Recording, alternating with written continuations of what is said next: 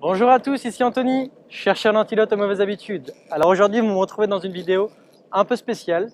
Il est 8 h du soir, je suis en train de rentrer du sport et je voulais profiter en fait de ce cadre fabuleux et de cet air si rafraîchissant pour vous tourner une petite vidéo. Alors je vais juste m'arrêter. Comme vous voyez, je suis en train de me déplacer avec ma longboard.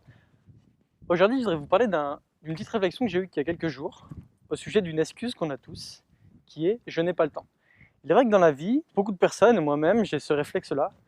Dès que je veux débuter une nouvelle activité, dès que je veux faire quelque chose, dès que je veux instaurer une nouvelle habitude, une nouvelle routine dans ma vie, j'ai une excuse qui revient sans arrêt qui est « je n'ai pas le temps ». Et en fait, je voudrais partir d'un petit événement qui est en train de m'arriver en ce moment, puisque pour ceux qui ont suivi les dernières vidéos, notamment les premières que j'ai faites dans les Pyrénées et l'Espagne, vous devez savoir que je n'ai plus de voiture. Alors je sais, c'est triste, mais j'ai plus de voiture, en fait elle est en panne, elle cale sur la route, et on ne sait pas pourquoi. Et en fait, le seul moyen que j'ai pour me déplacer actuellement, c'est cet engin-là, qui est une longboard, skateboard.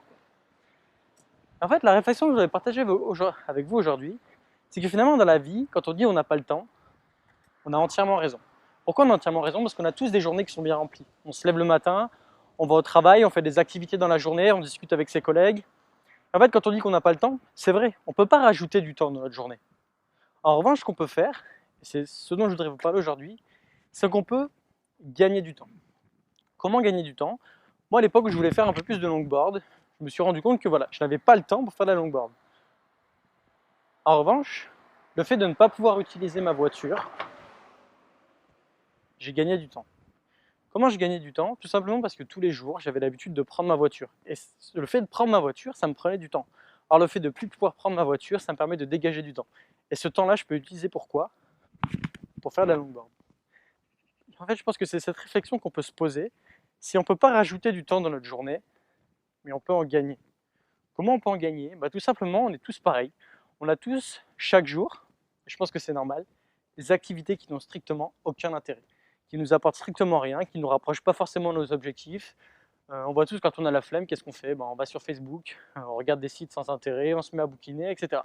Et en fait, je suis sûr, on peut se poser la question, je me suis posé également la question, il y a pas mal d'activités qu'on pourrait supprimer. Et en supprimant ces activités, ces routines, ces habitudes qu'on a, on peut tout simplement gagner du temps. Et ce temps-là, on peut l'utiliser pour autre chose. Alors moi, je vous ai donné l'exemple pour moi avec la longboard. Je n'avais pas le temps de faire la longboard. Le fait de ne pas avoir de voiture, finalement, le temps que j'avais du moins pour faire de la voiture, ce temps-là, je l'ai libéré et je peux le passer à autre chose. Et c'est exactement pareil. Il y a beaucoup d'activités que je faisais qui m'apportaient rien, notamment comme je l'ai cité dans la dernière vidéo avec le média négatif, qui apportent rien, qui prennent du temps. Et ce temps-là, c'est du temps qui est perdu, qui ne peut pas être rattrapé. Par exemple, pour aller faire du sport, pour débuter un livre, pour appeler un nouveau client, je parle pour ceux qui ont des entreprises ou toutes ces activités-là. Donc en fait, voilà, vraiment la réflexion que je voulais partager avec vous aujourd'hui, c'est vraiment ça. C'est comment peut-on gagner du temps? On ne peut pas rajouter du temps dans notre journée, mais comment on peut gagner du temps? Voilà. Et en fin de compte, je pense qu'il peut être important de faire un bilan sur ces journées, de tout ce qu'on fait, de tout ce qui n'a finalement aucun intérêt, qui ne nous apporte strictement rien, mais qui nous fait perdre du temps. Alors qu'est-ce que ça peut être? Ça peut être peut-être des gens qui ont l'habitude de passer par exemple beaucoup de temps dans les transports. Ce temps-là, peut-être qu'il peut être utilisé pour faire autre chose dans les transports, peut-être pour lire un bouquin, peut-être pour commencer à débuter un livre, peut-être pour se relaxer, etc. Donc voilà, moi c'est ce que je voulais partager avec vous aujourd'hui. Je voulais vraiment une vidéo qui était un petit peu rapide. Elle n'est pas de la qualité que je voudrais, mais je pense que la clé est passée. C'est vraiment ce que je voulais partager avec vous aujourd'hui. Si vous avez aimé cette vidéo, vous pouvez la partager. Et quant à moi, je vous dis à très bientôt. Bye bye.